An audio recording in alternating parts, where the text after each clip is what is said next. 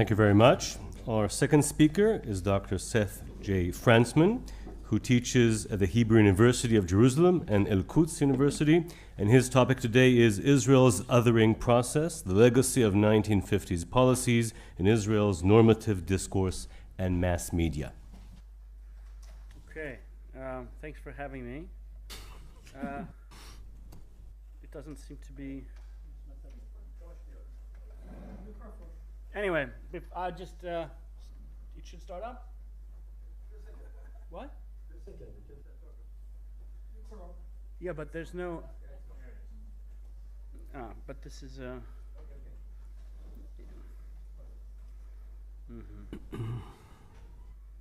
Okay, here we are. Right? Great, thanks. Cool. So, basically it's good that he went first, because I think this introduces some of the topic that I will be discussing, this idea of a kind of invented, you can't hear me? Invented imagined community. Okay. So he's already sort of done some of the work I want to talk about. My interest in my work is I teach American studies, and I also am the op-ed editor of the Jerusalem Post. And I got interested in this, even though this is not exactly my field, because I kept seeing in the media these portrayals, these narratives, and I started to think, why is it so prevalent today that we see so many strange constructs that are basically racist? And I wanted to start looking at the origins of it, and also to use some of the work I had done in geography, because my PhD is in geography, to look at the issue of ethnic planning in Israel. So obviously, I'm not pioneering much here. I mean, many people have done a lot of research on discrimination against Mizrahim, a lot of historical research. I wanted to look at the hegemonic narratives. I wanted to look at media. And so what we will look at today is a lot of different quotes from different people who I think were influential in Israeli society and also are symbolic of a larger trend. And this is not just about Mizrahim or Oriental Jews or Arab Jews. I'm interested also in the other in Israeli society. And just to give two quick examples from recent publications, in a recent article by Ari Shavit, he said that the battle for Jerusalem is lost. Haredi students currently account for 39% of the capital school children, Arabs for 37%, the Zionists, which he defined as Zionists, only 24%. And then you see this other quote here: the new Israel will be more Arab, more Haredi. The changing population threatens economic disaster. And I think that what we will see today is that this idea that there is little Israel, the kind of villa in the jungle, right, and that all these forces are threatening us, is something that goes back to the beginning. And it's amazing how quick everyone in this country, the elite media, is quick to throw away the capital city, throw away the economy, because there are all these threats, the kind of barbarians at the gate. And another thing we see is this very strange way in which ethnicity appears in our newspapers. Let's look at two pieces from Haaretz recently. One of them talks about Ophir was a young, darkish security man, perhaps a descendant of converts, etc., etc. His black color looked very shabby, tattered and stained with evil. And look at another one by Gideon Levy. 1 million immigrants from Russia, a third of them non-Jewish, some of whom were also found to have a degree of alcohol and crime in their blood. Now listen, I don't believe that you can have crime in your blood. Now many people will say, no, Seth, you're exaggerating. This is not representative. Gideon Levy is an extremist. Yes, he is an extremist, but it's representative because it is still online at haaretz.com. If this were in America and someone had written, it doesn't matter, it's a major newspaper in this country.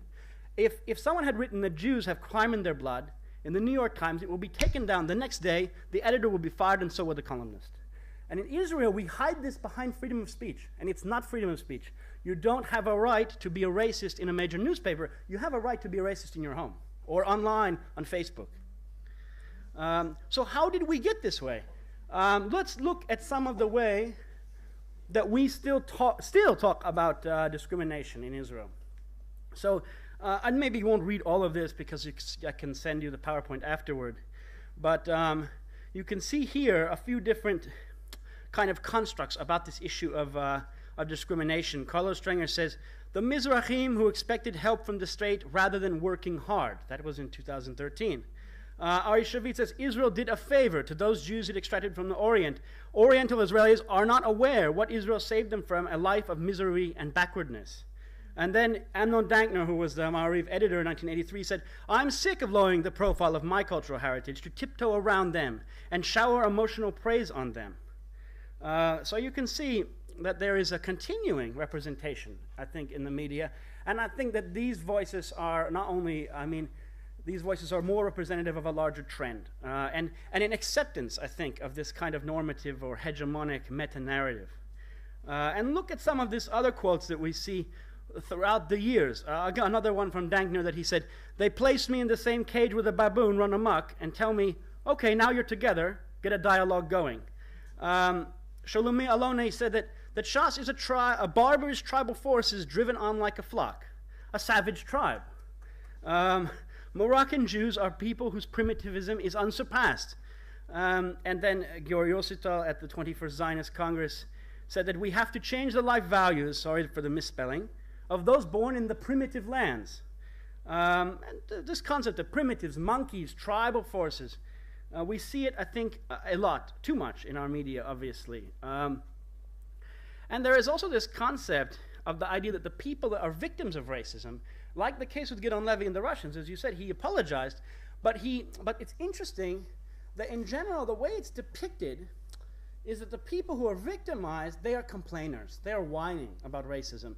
So we see here in a recent book by Anita Shapira, she said, Ethiopian Jews developed rancorous feelings that they were being discriminated against. Notice, she doesn't say they were discriminated against. She said it's their fault. They basically complain. They feel bad, but it's not clear if there is really discrimination.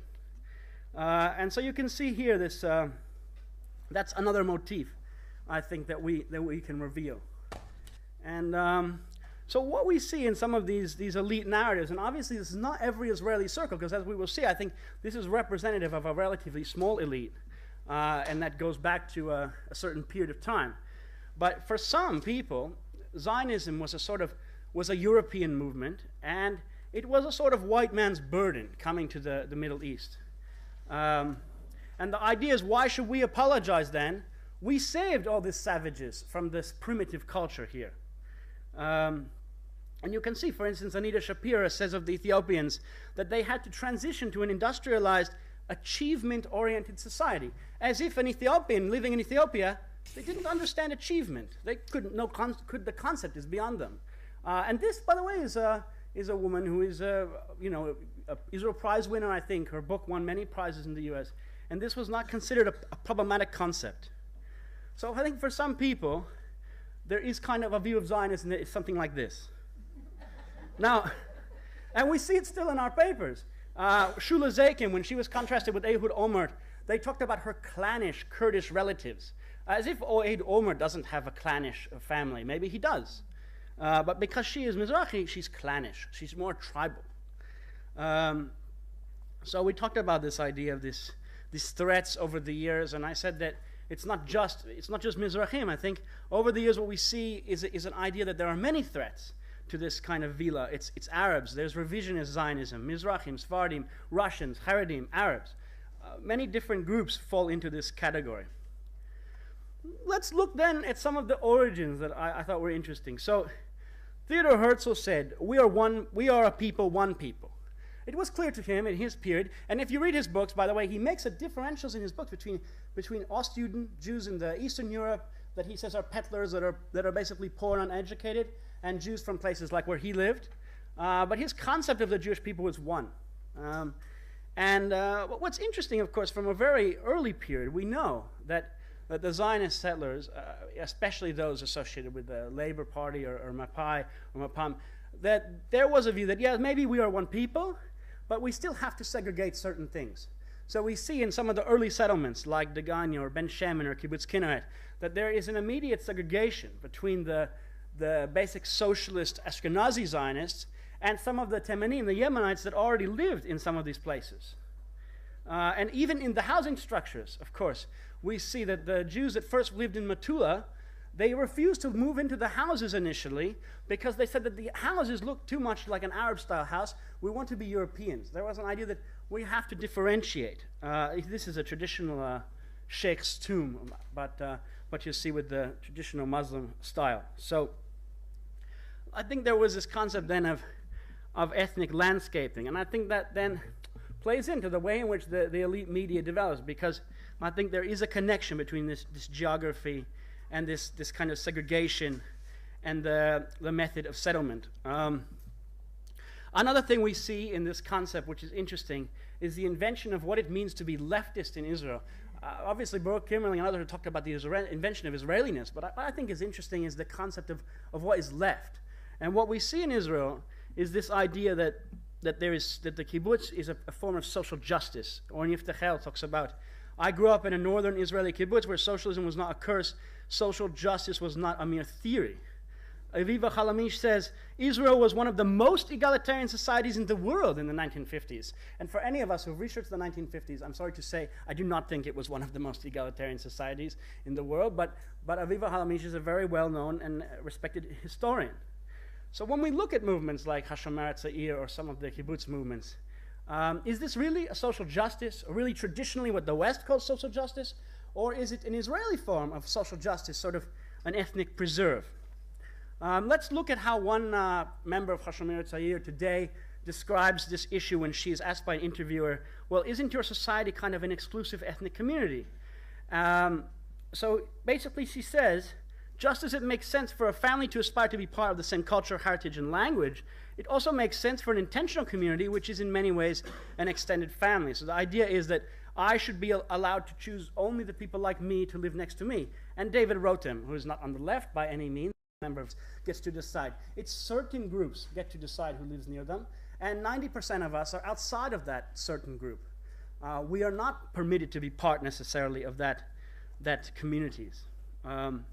And we see that at the kibbutz Ayat HaShachar. They have an absorption center for Ethiopian. The Ethiopians are allowed to live in the absorption center, but after a few years they are shunted off, sent away to Kiryat Gat or where have you, to be truly absorbed, because there's no concept that they can ever be members or join the kibbutz. And of course the kibbutz will not say it's because of race. They will say, well, they're not the right human material, they don't have the right ideological background. There's always an excuse, I think. So I think we can skip over a little bit of this idea of Israeliness, because he talked about kind of this imagined community. I don't think we need to discuss that as much. There is also part of this myth is the idea that my democracy, the social justice democracy or what have you, is being threatened by all these undemocratic forces. And when you read through, you find that they talk about the nature of the immigrants is that they had no democratic tradition.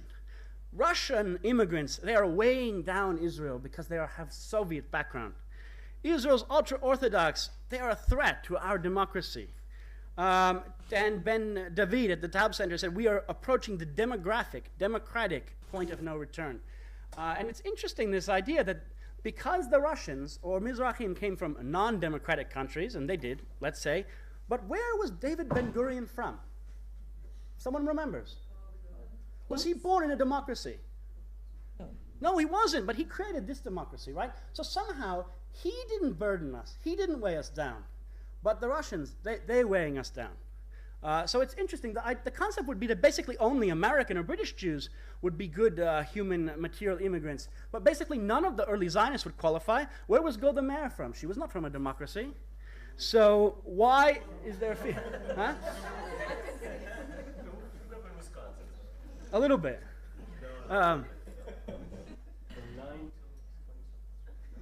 Okay. 5 minutes. Israel's education. I think another thing we see is this question of education. One of the excuses, and Steve Plout has written a new paper in the Middle East Studies, or Middle East Forum, saying basically that there's no truth to the idea that Mizrahim are discriminated against, because when you control for their lack of education, they basically got what they deserve. They're not as well educated, so they're not being discriminated against. And there is basically a tradition of stereotype that says the Mizrahim were not well educated. But I'd like to see the study that shows how well educated many of the early Ashkenazi Zionists were. Because I've seen many quotes, and it'd be interesting to know, where people said, if a man went to elementary school in Poland, he was considered educated. Many of these immigrants were not educated from Europe. But what we do is we look today and we look around the room and we say, well, most of the educated people are Ashkenazi, and most of the Mizrahim are not as well educated. So let's project that backwards to 1909 and pretend that that was definitely the way that it was back then. But I think there is a lot of evidence that that's not the case. And I think that we see in some of these stereotypes a traditional anti-Semitic stereotype, like we see here in Australia, the idea that the Jews were kind of illiterate savages here. These are Ashkenazi Jews, by the way, getting off the boat. But the irony is that this is reversed in Israel, so that those people are basically depicted as Mizrahim. So I think we have this kind of this burden of history. We have a burden of landscape issue in this country, of the segregation in the landscape. And when I looked at some of the quotes about the origins of apartheid in 1950 South Africa, I found a very interesting commonalities between the planning authorities in South Africa and the fact that they were also educated in Germany. And some of the early planning authorities here, like Ariel Sharon, and Arthur Rupin. And they had similar ideas about central place theory, the similar ideas you see here from Herman Guillaume's quote about the idea of perfect planning. And planning based on ethnicities. And by the way, you see this also in America with the projects. You see it in France with the banlieue, that is where they put most of the Moroccan immigrants. And here with the development towns. And here we have a nice aerial photo of Soweto. By the way, when Soweto was first built, it was not supposed to be dilapidated, like full of poverty. It was supposed to be a good vision to supposedly raise the blacks up. And I think there was also in many ways a systematic idea here and certain similarities. I'm not saying that Israel is an apartheid country, but I'm saying that when we look at the planning origins, there are many problems. I think we also find, as he mentioned, an idea that there is a race theory about the idea that different groups of Jews are basically totally different, and that there is a box you can put all of them in. I can't read through all of this, but Hannah Arendt makes this claim about the German Jews. Arthur Rupin talked about purifying the Jewish race. Max Nordau basically said the same thing. And it's interesting. So we come then to today, to 2011, where Israel Prize winner Rubinstein is claiming that, all these Russian immigrants, they are a threat to our genetics. They don't have anything in common with our genes. And I think it's very sad, because I think that there's a lot of anti-Semitic stereotyping that talks about the Jewish race theories, and I think that some of these early Zionists basically adopted some of that. So let's come to a conclusion. All of you can download my paper online. It has many more quotes. It's much, I think, more in-depth discussion of some of this. But we see this othering of Mizrahim. We see this idea that there are binaries in Judaism, that you are Mizrahi, I'm Ashkenazi, and there is some huge gulf between us, which is basically, I think, in many cases nonsense, because when you look at the Jewish world, it's a huge mosaic. There's no clear black and white here or there.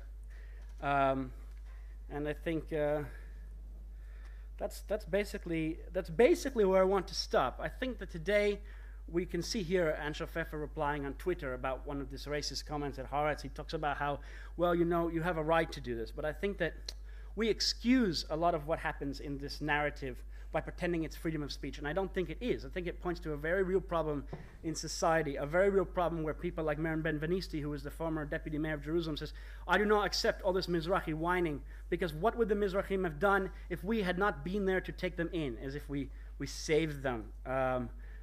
This concept that Mayor Ariel once said Russians should not have the right to vote.